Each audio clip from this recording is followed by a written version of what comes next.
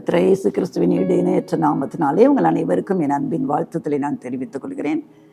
இன்றைக்கும் நான் ஒரு ஸ்திரியை குறித்து நம்ம பார்க்க போகிறோம். ஒருவேளை இதுவரைக்கும் நாம் பார்த்தவர்கள் ஏவாளை நம்ம பார்த்தோம், அன்னாளை பார்த்தோம், ரூத்தை நாம் பார்த்தோம், இயேசுவின் தாயாகிய மரியாளை குறித்து நம்ம சிந்தனை பண்ணினோம். இன்றைக்கு ஒரு ஸ்திரியை குறித்து நம்ம பார்த்து அதன் மூலமாக நம்ம என்னவெல்லாம் எப்படியெல்லாம் நடக்க வேண்டும் நடக்கக்கூடாது என்று சொல்லி கற்றுக் கொடுக்க போகிறோம். 1 ராஜாக்களின் புஸ்தகம் 21ஆம் அதிகாரம் 25ஆம் வசனம் சொல்கிறது, தன் மனைவியின் ஆலோசனையை கேட்டு மனைவியை தூண்டிவிட்டபடியே பொல்லாப்பானதை செய்ய தன்னை விற்று போட்ட ஆகாபை போல ஒருவனும் இல்லை. மனைவி தூண்டிவிட்டபடியே பொல்லாப்பானதை செய்யறதுக்கு அது யாருன்னா யேசபேல் என்று பார்க்கிறோம். இன்றைக்கு நம்முடைய வாழ்க்கையில நாம் எப்படி வாழ்ந்து கொண்டு இருக்கிறோம்? இங்கே சொல்லப்பட்டிருக்கிறது, ஒரு கணவனை தூண்டிவிட்டார். எதுக்கு தூண்டிவிட்டா? நல்லது செய்யவா? வேதம் சொல்கிறது பொல்லாப்பை செய்யும்படியாய். இன்றைக்கும் அநேக குடும்பங்களிலே இப்படிப்பட்ட மனைவிகள் இருக்கிறார்கள். அநேக அரசாங்கத்தில் வேலை பார்க்கிறவங்களை பார்த்தீங்கன்னா இன்னைக்கு லஞ்சம் வாங்குறவங்களா இருக்கிறாங்க. காரணம் என்ன தெரியுமா? பெண்கள் தான் காரணமாக இருக்கிறாங்க.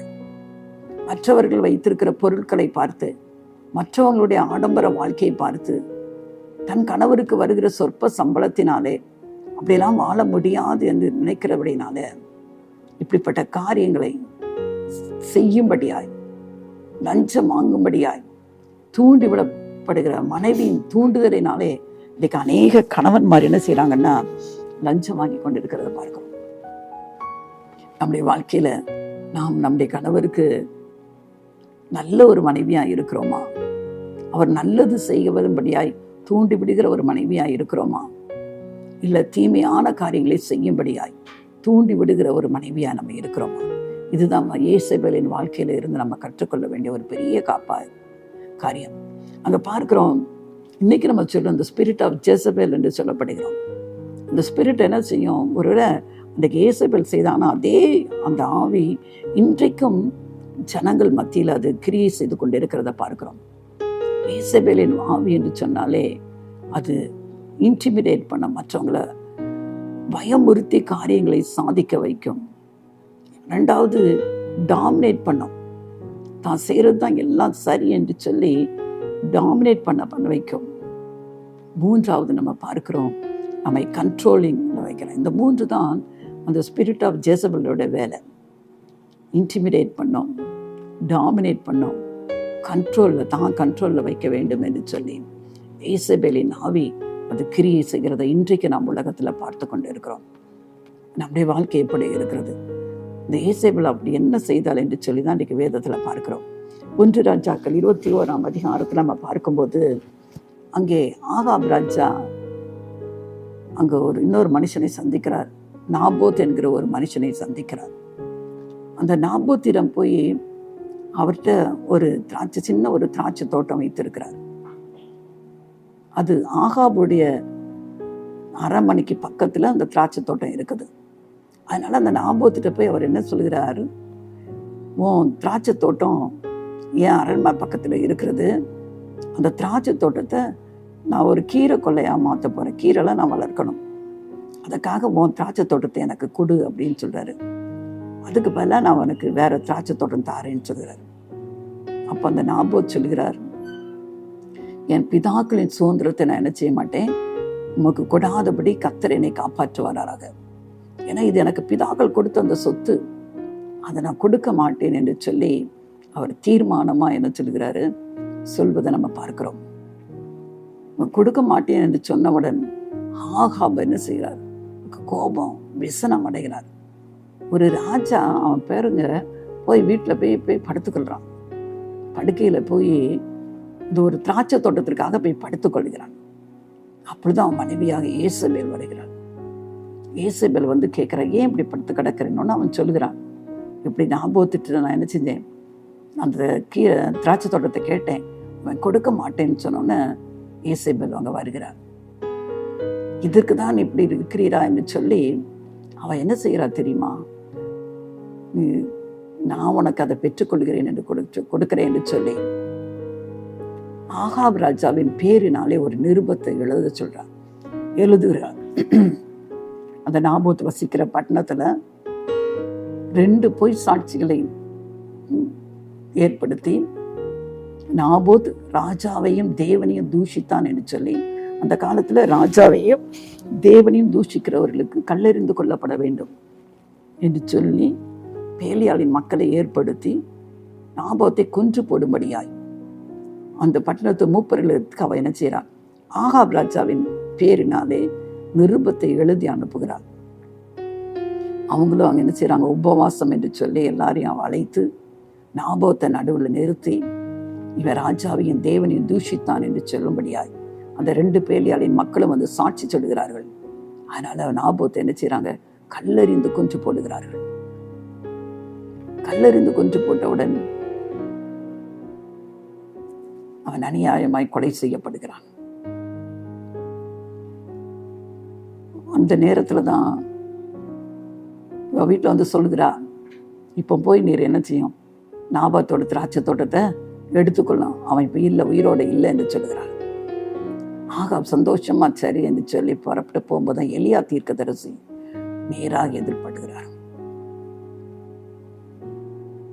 ஆகாப் பார்த்தவுடன் எலியா சொல்கிறார், நாய்கள் எந்த இடத்துல நாபோத்தின் ரத்தத்தை நக்கினதோ அதே இடத்துல உன்னுடைய ரத்தம் நக்கப்படும்.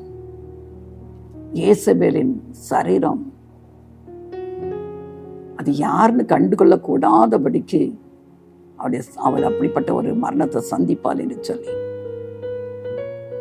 நீ செய்த இந்த காரியத்திற்கு கர்த்தர் இதை பதில் தருவார் என்று சொல்லிட்டு போறாரு. யேசபேல் இந்த செய்த காரியம் என்ன? இதுதான் பயமுறுத்தி கிட்டத்தட்ட ஒரு மர்டரஸ் ஸ்பிரிட் என்று சொல்லலாம். கொலை செய்யும் அளவுக்கு தான் நினைத்த காரியத்தை சாதிக்கும்படிக்கு எவ்வளவு துணிகரமாய் ஒரு காரியத்தை செய்த ஒரு பெண். ஆச்சரியமா இருக்கிறது அல்லவா? ஒருவேளை இத்தனை கிட்டத்தட்ட 3500 ஆண்டுகளுக்கு முன்பாக இது நடந்தது. அப்பொழுதே இப்படிப்பட்ட காரியம் இருக்கும் என்று சொன்னால் இன்றைக்கு எத்தனை கொலைவெறி செய்திகளை நம்ம பார்த்து கொண்டிருக்கிறோம் அல்லவா? பெற்ற பிள்ளைகளை கொள்கிற எத்தனை தாய்மாரை பார்க்கிறோம், மனைவியை கொள்கிற கணவனை பார்க்கிறோம், கணவனை கொள்கிற மனைவியை பார்க்கிறோம். இன்றைக்கு எவ்வளவு வித்தியாசமா இன்றைக்கு உலகம் போய்கொண்டிருக்கிறது. இதெல்லாம் அந்த ஸ்பிரிட் ஆஃப் ஜெசபெல், இந்த ஸ்பிரிட் இன்றைக்கு உலகத்தில் ஆக்கிரமித்துக் கொண்டிருக்கிறத நம்ம பார்க்கிறோம் அல்லவா? பொய்யாய் தான் காரியத்தை சாதிக்கணும், டாமினேட். இன்றைக்கு அநேகருடைய வாழ்க்கையை நீங்க பாருங்க, ஆண்டவர் ஒரு நாள் நம்மளை டாமினேட் பண்ற ஆண்டவர் அல்லவே அல்ல. அவர் கட்டுப்பாட்டுக்குள்ள நம்ம வைக்கிற ஆண்டவர் அல்லவே அல்ல. அவர் நமக்கு என்று ஃப்ரீ வில் கொடுத்திருக்கிறார், நமக்கு என்று சுய சித்தத்தை அவர் கொடுத்திருக்கிறார். நம்மை அடக்கி ஆடுகிற ஆண்டவர் இல்லவே இல்லை. நம்மை சுதந்திரமாய் வாழ விட்டிருக்கிறவர் தான் நம்முடைய ஆண்டவர். நம்ம எடுக்கிற தீர்மானம் தான், நம்ம அவரை பின்பற்ற வேண்டுமா வேண்டாமா என்பது நம்முடைய சுய விருப்பம். அது அவர் யாரையும் கட்டாயப்படுத்துகிற ஆண்டவர் கிடையவே கிடையாது. நிறைய பேர் சொல்லுவாங்க, அவர் அன்புள்ள ஆண்டவர்னா ஏன் நரகத்தை அவர் படைத்தாரு, ஏன் பாவம் செய்யறவங்க நரகத்துக்கு போவாருங்கன்னு. அவர் நம்மளை ஒரு மிஷினை போல ரோபோ மாதிரியே நம்மளை அவர் சிருஷ்டிக்கவில்லை. நமக்கு ஒரு சுய விருப்பத்தை சித்தத்தை கொடுத்திருக்கிறார். நாம் அதை தெரிந்து கொள்ள வேண்டும். ஆண்டவரை பின்பற்றுவோம் என்று சொன்னால் நம்ம மோட்ச ராஜ்யத்துக்குள் போக முடியும். நானே வழியும் சத்தியமும் ஜீவனுமாய் இருக்கிறேன், என்னாலே அல்லாமல் ஒருவனும் பரலோகத்துக்கு வரான், பிதாவின் இடத்தில் வரான் என்று ஆண்டவர் சொல்லியிருக்கிறார். இயேசு கிறிஸ்துவை பின்பற்றி அவருடைய இரத்தத்தினாலே கழுவப்பட்ட ஒரு வாழ்க்கை நம்ம வாழும்போது நிச்சயமாகவே நமக்கு பரலோக ராஜ்யம் நமக்கு வாக்கு பண்ணப்பட்டிருக்கிறது. இயேசு கிறிஸ்து எனக்கு வேண்டாம் என்று சொல்லி அவர் கிருபையாய் கொடுக்கிற அவருடைய பாவ மன்னிப்பு, இயேசு கிறிஸ்துவின் இரத்தத்தினாலே எல்லா பாவமும் மன்னிக்கப்படுகிற அந்த அனுபவத்தை எனக்கு வேண்டாம் என்று சொல்லுகிறவர்களுக்கு நரகமாக்கினை தீர்ப்புக்கு நமக்கு நியமிக்கப்பட்டிருக்கிறது. ஆனால் அவர் யாரையும் கட்டாயப்படுத்துகிற தேவன் அல்ல. ஆனால் இந்த இயேசபேலினாலே ஆட்கொள்ளப்பட்ட அந்த அவளுக்குள்ள இருந்த அந்த ஆவி இன்னைக்கு மனுஷர்களை டாமினேட் பண்ணுது. நிறைய இடங்களை பார்த்துருப்பீங்க, சில குடும்பங்களில அநேக பெண்கள் டாமினேட் பண்ணி கொண்டு இருப்பாங்க. இந்த வீட்டையே தன்னுடைய கட்டுப்பாட்டுக்குள்ள வைத்திருப்பாங்க. கணவனை ஒரு பொம்மையை போல ஆட்டி படைப்பார்கள். எத்தனை பரிதாபமான கணவர்களை பார்க்கிறோம். மனைவியை கண்டால் பயப்படுகிற கணவன்மார். அந்த அளவுக்கு ஒரு டாமினேட்டிங்கா இருப்பாங்க அந்த மனைவிமார்கள். இன்னைக்கு கிறிஸ்தவ உலகத்துல எத்தனை பேர் அப்படியே வாழ்ந்து கொண்டு இருக்கிறார்கள். தன் சொந்த விருப்பத்தை நிறைவேற்றும்படியாய் மற்றவர்களை தவறு செய்வதற்கு உடன்படுத்துகிற எத்தனை பெண்கள் இருக்கிறார்கள். அதே விதமாய் ஆண்களும் இருக்கிறார்கள். நீ சில வீட்டுல பிள்ளைகளை கண்டிக்கிறது ஒரு பெற்றோர் மேல விழுந்த கடமை, ஸ்ட்ரிக்டா இருக்கிறது கண்டிக்கிறது கடமை. அதே பெற்றோர் பிள்ளைகளை தவறான காரியங்களை செய்ய முடியும். எத்தனை பிள்ளைகளை தாயோ தகப்பன்மார் சிகரெட் வாங்குறதுக்கு அனுப்புறது, குடிக்கிறதுக்காக பாட்டில் வாங்குறதுக்கு அனுப்புற எத்தனை தகப்பன்மார் இருக்கிறாங்க தவறாக நடத்தும்படியாய். இன்னைக்கு அநேக குடும்பங்களில தகப்பன் வீட்டுக்கு வந்தாலே மனைவி பிள்ளைகள் பயந்து நடுங்குகிற எத்தனை குடும்பம் இருக்கிறது. அது வரைக்கும் கலகலன்கிற வீடு அந்த தகப்பன் வீட்டுக்கு வந்த உடனே பெட்டி பாம்பாய் அடங்கி விடுகிறார்கள் அல்லவா. அந்த அளவுக்கு ஒரு கண்ட்ரோல். வீடு என்பது ஒரு அன்பான சூழ்நிலையினால நிரப்பப்பட்ட வீடா இருக்க வேண்டும் அல்லவா. பயந்து இருக்கிற வீடு அல்ல. யாரோ ஒருவர் நம்மை டாமினேட் பண்ணுகிறது அல்ல, நம்மை கண்ட்ரோல் பண்ணி வைக்கிறது அல்ல. இங்க பாருங்க, யேசபேல் இந்த வார்த்தை அழகாய் சொல்கிறது. தன் மனைவியாகிய யேசபேல் தூண்டி விட்டபடியே. அவனாவது நாபோத் கொடுக்க மாட்டேன்னு சொன்னவன கோவச்சுக்கிட்டு போய் படுத்துக்கிட்டான். அதோடு அந்த அளவுக்கு தான் அவனால முடிந்தது. ஆனா யேசபேலை பாருங்க, அவன் எப்படி அவனுக்கு கொடுக்க முடியாது என்று சொல்ல முடியும் என்று சொல்லி ஒரு தூண்டி விடுகிற ஆவி. எவ்வளவு எவ்வளவு கன்னிங்காக, எவ்வளவு மோசமாக, பொய்யாக ஒரு காரியத்தை செய்ய சொல்லி அது நிமித்தம் ஒரு ரத்தம், குற்றமில்லாத ஒரு ரத்தத்தை சிந்த பண்ணினால் அல்லவா. அப்படிப்பட்ட வேதம் முழுவதும் பார்க்கும்போது யேசபேலை போல ஒரு பொல்லாத ஒரு பெண்ணை நம்ம பார்க்கவே முடியாது. இதை கேட்டுக்கொண்டிருக்கிற அன்பான தேவ பிள்ளைகளே, ஒருவேளை நீங்க உங்க குடும்பத்தில் அப்படிப்பட்ட ஒரு பெண்ணாய் காணப்படுகிறீர்களோ, உங்க கணவரை தீயதான காரியங்கள், அநியாய சம்பாத்தியத்துக்களை செல்லும் போயிடியாய் நீங்க நடத்தி கொண்டு இருக்கிறீர்களோ, இல்ல மற்றவருடைய சொத்தா இருக்கலாம், மற்றவருடைய பொருளாய் இருக்கலாம், நியாயம் இல்லாமல் அதை அபகரித்துக் கொள்ளும்படியான காரியங்களை, திட்டங்களை போட்டு கொடுத்து கொண்டு இருக்கிறீர்களோ. சில பரிதாபத்துக்குரிய கணவரை பார்த்திருக்கிறோம். அவர் அமைதியா இருப்பார். அந்த பெண்கள் ஒரு இடத்துல, ஒரு பெண் என்பது வேதம் சொல்கிறது அவள் சாந்தமும் அமைதியும் உள்ள இருக்க வேண்டும் என்று சொல்லி. சில பெண்களை நம்ம பார்த்துருக்கிறோம், ஒரு கூட்டத்துல இருந்தாலே அவங்களுடைய குரல் ஓங்கி ஒலிக்கும். சில ஆண்களின் குரலை காட்டில அந்த பெண்களுடைய குரல் அவ்வளவு ஓங்கி அடிக்கும். அதுல இருந்தே நம்ம கண்டுகொள்ளலாம் இவங்க எவ்வளவு ஒரு அடக்கி ஆளுகிற சுவாபத்தில் இருக்கிறார்கள் என்று சொல்லி. இதெல்லாம் பெண்களுக்கு தேவையில்லாத ஒரு காரியங்கள் அல்லவா. வேதம் அழகாய் சொல்லுகிறது, சாந்தமும் அமைதியில் உள்ள ஆவியில இருதயத்துல மறைந்திருக்கிற குணமே தேவனுக்கு பிரியமா இருக்கிற என்று பேதுரு எழுதுகிறார். ஆனா இங்க யேசபேல் பட்டணத்தின் மூப்பருக்கு அது தன் கணவர் இருக்கிற அந்த அதிகாரத்தை பயன்படுத்தி அந்த பேர்ல ஒரு நிருபத்தை எழுதி, அப்போ அதை பெற்றுக்கொண்டவர்களுக்குள்ள அந்த யேசபேலுடைய அத்தனை ஆணைக்கு அவர்கள் கட்டுப்பட்டு அப்படி நடக்கிறத நம்ம பார்க்கிறோம்.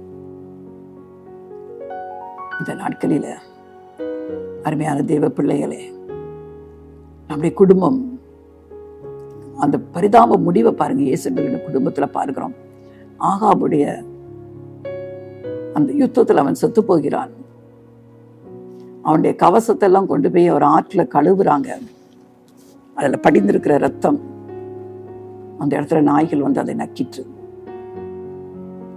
ஆகாப் ராஜா இறந்து போன பிறகு யேசபேலுக்கு அந்த அந்த அந்த அவளுக்குள்ள இருந்த அந்த டாமினேட்டிங் ஸ்பிரிட் குறையல. யெகூவை கர்த்தர் அனுப்புகிறாள் அவளுக்கு விரோதமாய். இவன் யெகூ வரும்போது மேல இருக்கிறா. அங்கிருந்து கேட்கிறா, என் ஆண்டவனை கொண்டவன் சேமம் அடைந்தானா என்று கேட்கிறான். யெகூ கேட்கிறாரு, கீழே இருந்து கேட்கிறான், அவளை மேலே இருந்து கீழே தள்ளுங்கள் என்று சொல்கிறான். அவகிட்ட இருந்த பிரதானிகள் அவளை மேலே இருந்து கீழே தள்ளுறாங்க. கீழே வந்து விழுகிறாள். ஏகோ அவன் சரீரத்தை மிதிச்சுட்டு அவன் உள்ளுக்கு போறான். திரும்பி வந்து வெளியே வந்து பார்க்கும்போது அவன் தலையோட்டையே காணும். கையும் காலும் ஒவ்வொரு இடத்துல கிடக்குது. நாய்கள் எல்லாத்தையும் பிச்சு பிடுங்கி போட்டு விட்டது. பரிதாபத்துக்குரிய மரணம். இன்றைக்கு ஒருவேளை நீங்க கட்டுப்படுத்தி கொண்டிருக்கலாம், இப்படிப்பட்ட பொல்லாத காரியத்தை செய்யும்படி தூண்டிக்கிட்டு இருக்கலாம். ஆனால் இறுதி நாட்கள் வேதனை உள்ள நாட்களாய் மாறிவிடும். குடும்பத்திற்கு சாபத்தை கொண்டு வந்துவிடும்.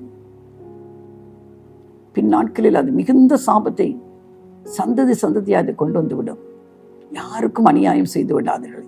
யாருடைய நிலத்தையும் பறித்து, உங்களுக்கு தேவையில்லாத எதையுமே மற்றவருடைய காரியங்களை ஒன்றி நம்ம அபகரித்துக் கொள்ளக்கூடாது. இயேசுவை போல அப்படிப்பட்ட காரியத்தை நாம் ஒருவரும் செய்யாதபடி கர்த்தர் அதை காத்துக்கொள்வாராக. இன்னொரு காரியத்தை பார்க்கலாம். இஸ்ரவேலில் மழை இல்லை. எலியா சொல்கிறார், நான் சொல்ற வரைக்கும் மழை பெய்யாது என்று சொல்லி இருக்கிறார். அவ்வளவுக்கா இஸ்ரவேலில் அன்றைக்கு அக்கிரமம் மிகுதியாக இருந்தது. ஆகாப் ராஜா காலத்துல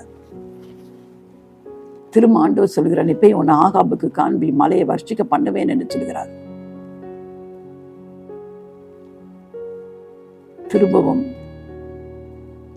எலியா பாகால் தீர்க்கதரிசனி வர சொல்றாரு. 2 பேரும் நம்ம பலியிடுவோம். யார் பலியை ஏற்றுக்கொள்ளப்படுகிறதோ அந்த தெய்வம் தான் உண்மையான தெய்வம் என்று சொல்லுகிறார். இஸ்ரேல் ஜனங்கள்கிட்ட கேட்கிற எவ்வளவு நாளைக்கு இப்படி 2 மனசாக நீங்க நடப்பீங்க? ஒண்ணு பாகால் தெய்வம்னா பாகாலை கும்பிடுங்க, கர்த்தர் தெய்வம்னா கர்த்தருக்கும் சேவிங்கன்னு சொல்கிறார். இஸ்ரவேல் முழு இஸ்ரவேலும் வந்து கர்மேல் பர்வதத்துல நிற்குது. பாகால் தீர்க்கதரிசி 400 பேரு, தோப்பு விக்கிரகத்தின் தீர்க்கதரிசி 400 பேர், மொத்தம் 800 பேரு மாட்டை வெட்டி பலியிட்டுக்கிட்டு கூப்பிடுறாங்க. ஒன்றும் நடக்கலாங்க. தங்க மேலே அம்பு ஈட்டி வச்சு குத்திக்கிறாங்க, அங்கே கிழிச்சு கொள்கிறாங்க, கீறி கொள்றாங்க, பாகாலே பாகாலேன்னு கூப்பிடுறாங்க. ஒரு சத்தமும் கேட்கல. சாயங்காலம் வரைக்கும் கூப்பிட்டு பார்க்குறாங்க, கேட்கல. எலியா வருகிறார், கேள்வி பண்றாரு. அவன் தெய்வம்னா ஒருவேளை ஆஃபீஸ் விஷயமா எங்கேயாவது போயிருப்பான், இல்லாட்டா தூங்கிட்டு இருப்பான், வேற அலுவல எங்கேயாவது போயிருப்பான். அதனால நீங்க சத்தமா கூப்பிடுங்க, அப்பதான் எழும்பி வருமான்னு சொல்றாரு. ஒண்ணுமே நடக்கல.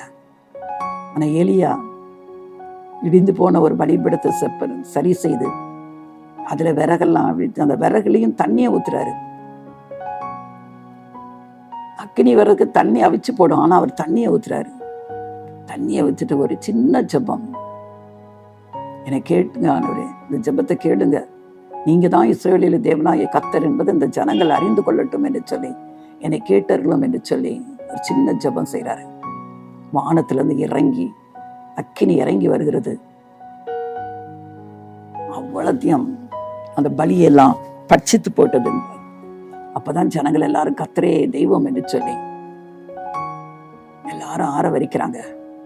எலியா எல்லா பாகால் விக்கிரக தோப்பு எல்லா தீர்க்கதரிசியும் வெட்டி போடுங்கிறாரு.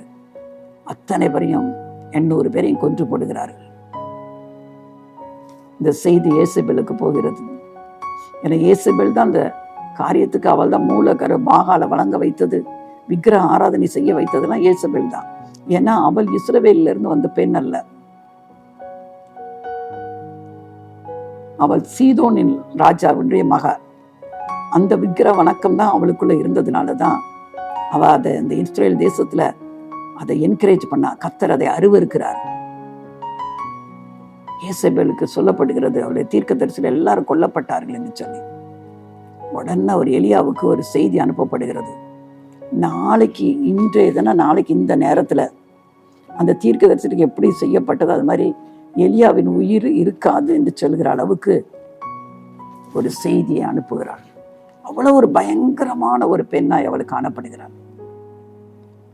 யாருக்கும் பயப்படுறதே கிடையாது. எலியா தீர்க்கதரிசிக்கு அவள் சவால் விடுகிறாள், உன் உயிர் நாளைக்கு இந்நேரம் இருக்காது, ஏன்னா என்னுடைய தீர்க்கதரிசிகள் எல்லாவற்றையும் நீர் கொண்டு போறாய் அல்லவா என்று சொல்லி. அவ்வளவு ஒரு கொடூர குணம். அப்போ அதுல நம்ம பார்க்கும்போது கொலை செய்வது என்பது அவளுக்கு ஒரு ஈஸியான ஒரு காரியமாய் காணப்பட்ட ஒரு பெண்ணை பார்க்கிறோம். இன்றைக்கும் பேப்பர்ல பார்க்குறோம் அல்லவா, கணவன் தன்னுடைய தவறான உறவுக்கு தடையா இருக்கிறதுனால கூலிப்படையினரை வைத்து கணவனை கொன்று போட்ட எத்தனை செய்திகளை கேட்கிறோம். தன்னுடைய நடக்கைகளுக்கு பிள்ளைகள் தடையா இருக்கிறார்கள் என்பதனால பிள்ளைகளை கிணற்றில் இருந்து கொன்று போட்ட தாயை குறித்து பார்க்கிறோம் அல்லவா. இன்னைக்கு உலகம் எவ்வளவு மோசமான ஒரு நிலைமைகளை போய்கொண்டிருக்கிறது. இந்த உலகத்துல நண்பு தெய்வ பிள்ளைகளே, கர்த்தர் நம்மை உப்பாய் வெளிச்சமாய் இருக்கும்படியாய் கர்த்தர் நம்மை அழைத்திருக்கிறார். நம்ம குடும்பத்திற்கு நான் ஒளியாய் பிரகாசிக்க வேண்டும். நம்முடைய கணவருக்கு, நம்முடைய பிள்ளைகளுக்கும் நாம் முன் மாதிரியான ஒரு வாழ்க்கை வாழணும். அவர்களை நல்வழிப்படுத்துகிற வாழ்க்கை வாழணும். ஆனால் அதே நேரம் எத்தனை பெண்கள் எவ்வளவு பெரிய குடிகார கணவனாக இருந்தாலும் அந்த கணவருக்காக அவர் மேல அன்பு பாராட்டி அவருக்காக ஜெபித்து அந்த கணவனுடைய குடிப்பழக்கத்தையே மாற்றின எத்தனை பெண்கள் இருக்கிறார்கள் அல்லவா. இந்த உலகத்தில் ஒரு வித்தியாசம் வர வேண்டும். நாம் வெளிச்சத்தின் பிள்ளைகளாய் நடந்து கொண்டு இருக்கிறோமா? ஒளியின் பிள்ளைகளா? இயேசு எந்த மனுஷனை பிரகாசிப்பிக்கிற ஒளி, அந்த மெய்யான ஒளி இயேசு கிறிஸ்து என்று வேதம் சொல்கிறது. அவரை பின்பற்றுகிற பிள்ளைகளாகிய நாம் அந்த ஒளியின் பிள்ளைகளாய் நாம் வாழ்ந்து கொண்டு இருக்கிறோமா? இல்லாவிட்டால் உலகத்துல கிரியை செய்கிறது இருளின் பிள்ளைகளாய் நாம் வாழ்ந்து கொண்டு இருக்கிறோமா? உலகம் நம்மை பார்த்து கொண்டே இருக்கிறது. உலகத்திற்கு நாம் சாட்சி உள்ள ஒரு வாழ்க்கை வாழணும். மலையின் மேல இருக்கிற பட்டணம் மறைந்திருக்க மாட்டாது என்று வேதம் சொல்கிறது. மலையில ஒரு பட்டணம் இருக்கும் என்று சொன்னால் எங்கிருந்து போறவங்களுக்கு அந்த பட்டணம் தெரியும். அதை மறைக்கவே முடியாது. அதற்கு தகுந்தவர்தான் வேதம் சொல்கிறது, மனுஷர் உங்கள் நற்கிரியைகளை கண்டு பரலோகத்தில் இருக்கிற உங்கள் பிதாவை மகிமைப்படுத்தும்படி உங்கள் வெளிச்சம் அவர்களுக்கு முன்பாக பிரகாசிக்க கடவுது. நாம் செய்கிற நற்கிரியைகள், நல்ல நல்ல செயல்பாடுகள், அதன் மூலம் தேவனுடைய நாமம் மகிமைப்பட வேண்டும். நம்ம வீட்டில் செய்கிற ஒவ்வொரு காரியங்கள் சொல்லணும். புத்தியுள்ள ஸ்திரீ தன் வீட்டை கட்டுகிறாள், புத்தியில்லாத ஸ்திரீயோ தன் கைகளினால் அதை இடித்து போடுகிறாள். நம்ம ஒரு புத்தியுள்ள ஸ்திரீயாய், குணசாலியான ஸ்திரீயாய், வேதம் சொல்கிறது, குணசாலியான ஸ்திரீ தன் புருஷனுக்கு கிரீடமாய் இருக்கிறாள். நாம் புருஷனுக்கு கிரீடமாய் இருக்கிறோமா? நீதிமொழிகள் 31ஆம் அதிகாரத்துல பார்க்கிறோம், குணசாலியான ஸ்திரீயை கண்டுபிடிப்பவன் யார்? அவள் பிள்ளைகள் எழும்பி அவளை பாக்கியவதி என்கிறார்கள். அவள் புருஷனும் அவளை பார்த்த அநேக பெண்கள் இருந்ததுண்டு. நீயோ அவர்கள் எல்லாருக்கும் மேற்பட்டவள் என்று வேதம் சொல்கிறது. அப்படிப்பட்ட பெண்களாய் நம்ம காணப்பட வேண்டும். அழகு, வீண், சௌந்தரியம், வஞ்சனை உள்ளது. கர்த்தருக்கு பயப்படுகிற ஸ்திரீயே புகழப்படுவாள் என்று வேதம் சொல்கிறது. எந்த பெண்ணுடைய வாழ்க்கையில கர்த்தருக்கு பயப்படுகிற பயம் இருக்கும் என்று சொன்னால் அவருடைய வாழ்க்கை நிச்சயமாய் அது புகழப்படுகிற ஒரு வாழ்க்கையாய் மாறி போய்விடும். கர்த்தர் அதற்கு தான் நம்மை அழைத்திருக்கிறார். ஈசபேலை போல அல்ல. ஈசபேலை போல குடும்பத்திற்கு சாபத்தை கொண்டு வருகிற பெண்களாய் நம்முடைய வாழ்க்கை இருக்கவே கூடாது. நம்முடைய வாழ்க்கையின் மூலம் மற்றவர்கள் சொல்லணும், அந்த தாயின் ஜெபம் அந்த குடும்பத்துக்கு இவ்வளவு ஆசீர்வாதத்தை கொண்டு வருகிறதுன்னு சொல்லி. அப்படிப்பட்ட ஒரு தாயாய், ஒரு மனைவியின் ஜெபம் அந்த கணவனுக்கு மேன்மையை கொண்டு வருகிறன்னு சொல்கிறது போல நம்முடைய வாழ்க்கையில அப்படிப்பட்ட பெண்களாய் இருக்கும்படிதான் கர்த்தர் நம்மை அழைத்திருக்கிறார். இந்த நாளிலும் ஈசபேல் நமக்கு ஒரு எச்சரிக்கையாய் காணப்படுகிறார். அந்த ஆவி இன்றைக்கும் கிரியை செய்து கொண்டிருக்கிறது. ஈசபேலின் ஆவியை நம்ம எப்படி கண்டுகொள்ளலாம்? இன்டிமிடேட் பண்ணோம், அதாவது பயமுறுத்தி நம்முடைய காரியங்களை செய்ய வைக்கும்.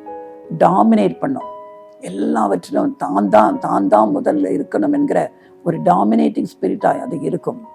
மூன்றாவது கண்ட்ரோலிங் ஸ்பிரிட், அது நம்மை கண்ட்ரோல் பண்ண ஆரம்பிக்கும்.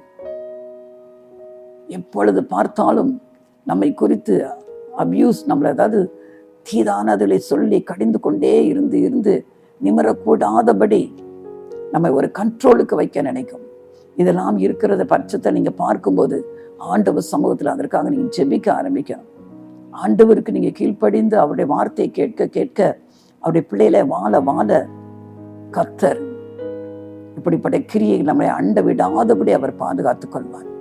அதனால பொல்லாப்பை செய்ய தூண்டிவிட்ட யோசேபலை போல, கணவனை தூண்டிவிட்ட இயேசபேலை போல நம்முடைய வாழ்க்கை இல்லாதபடி நாம் உலகத்துல வெளிச்சமாய் உப்பாய் இருக்க அழைக்கப்பட்டவர்கள் என்று அறிந்தவர்களாய் நம்முடைய நற்கிரியைகள் மூலம் கர்த்தருடைய நாமம் மகிமைப்படும்படியான ஒரு வாழ்க்கை வாழும்படியாய் கர்த்தர் நம்மை அழைக்கிறார். அவர் கரத்துல நம்மை ஒப்பு கொடுப்போமா? நல்ல தகப்பனே, இந்த நாளில் இயேசபேலை குறித்து நாங்கள் சிந்தித்தோம் ஆண்டவரே. அப்பா, ஒருவேளை பெண்களாக நாங்கள் கேட்டுக்கொண்டிருக்கிற ஒவ்வொரு பெண்களுடைய வாழ்க்கையில ஆண்டவரே, பொல்லாப்பை செய்ய தூண்டி விடுகிற பெண்களாய் நாங்கள் காணப்படாதபடி கர்த்தாவே, எல்லா விதத்திலும் ஆண்டவருடைய நற்சாட்சி விளங்க பண்ணுகிறவர்களாய் அநேகருக்கு நாங்கள் உப்பாய் ஒளியாய் காணப்படும்படியாய், அதன் மூலம் இயேசு கிறிஸ்துவின் நாமம் மகிமைப்படும்படியாய் நாங்கள் வாழ கர்த்தர் உதவி செய்யுங்கப்பா. ஒருவேளை இப்படிப்பட்ட ஆண்டவரே துர்க்கிரியினாலே ஒருவேளை பெண்கள் இன்றைக்கு இதை கேட்டுக்கொண்டிருக்கிற பெண்கள் யாராவது இருப்பார்கள் என்று சொன்னால், இன்றைக்கு அப்பா அவர்கள் தங்களை தாழ்த்தி ஆண்டவரே இந்த இப்படிப்பட்ட ஒரு வாழ்க்கையிலிருந்து அவர்களுக்கு ஒரு விடுதலை வேண்டுமே என்று சொல்லி உங்க சமூகத்துல கேட்கிற ஒவ்வொருவருக்கும் ஆண்டவரே அவர்கள் வாழ்க்கையை தலைகீழாய் மாறட்டும் அப்பா. உமக்கு பிரியமுள்ள ஒரு வாழ்க்கையை மாற்றி ஆண்டவரே அவளை ஆசீர்வதிக்கும்படியா நான் ஜெபிக்கிறேன் அப்பா. அது மட்டுமல்ல, இப்படி இயேசபேலின் ஆவியினாலே தூண்ட விடப்பட்டு அதனுடைய பாதிப்புக்குள்ளானவர்களுக்காக நான் ஜெபிக்கிறேன் அப்பா. யாரெல்லாம் இப்படிப்பட்ட காரியங்களினாலே வேதனைப்பட்டு கொண்டு இருக்கிறார்களோ ஆண்டவரே அப்பா, மற்றவர்கள் செய்கிற இப்படிப்பட்ட இடுக்கத்திற்கு ஆண்டவரே அதனால பாதிக்கு அடைந்திருக்கிறார்களோ அவர்களுக்கு இன்றைக்கு ஒரு விடுதலை உண்டாகட்டும் இயேசுவின் நாமத்தினாலே. அவருடைய வாழ்க்கை மலரட்டும் ஆண்டவரே. யாரெல்லாம் ஆண்டவரே கண்ணீர் வடித்து இதை கேட்டுக்கொண்டு இருக்கிறார்களோ அவருடைய கண்ணீர்கள் துடைக்கப்படட்டும் அப்பா. தேவைகள் சந்திக்கப்படட்டும் ஆண்டவரே. பலவீனத்தில் பலனடைவார்களாக, வியாதிகள் இயேசுவின் நாமத்தினாலே சுகமடைவாதாக ஆண்டவரே. தேவைகள் சந்திக்கப்படுவது மட்டுமல்ல ஆண்டவரே, ஒருவேளை 10th 11th 12th public exam எழுதிவிட்டு ஆண்டவரே அப்பா அந்த ரிசல்ட்டுக்காக காத்துக்கொண்டு இருக்கிற பிள்ளைகளுக்கு அப்பா, தோல்வி அடைந்து விடுவேனோ இருக்கிற பயந்தோடு இருக்கிற பிள்ளைகளுக்கு அப்பா ஜெயம் கொடுக்கிற கர்த்தரப்பா வெற்றியை கொடுங்க. வெற்றியை மட்டுமல்ல ஆண்டவரே, அவர்கள் நினைப்பதற்கு மேலான மதிப்பெண்களை கொடுத்து பிள்ளைகளை ஆசீர்வதிங்க ஆண்டவரே. ஒவ்வொரு குடும்பத்தையும் கர்த்தர் ஆசீர்வதிங்க இயேசுவின் நாமத்துல பிதாவே, ஆமென்.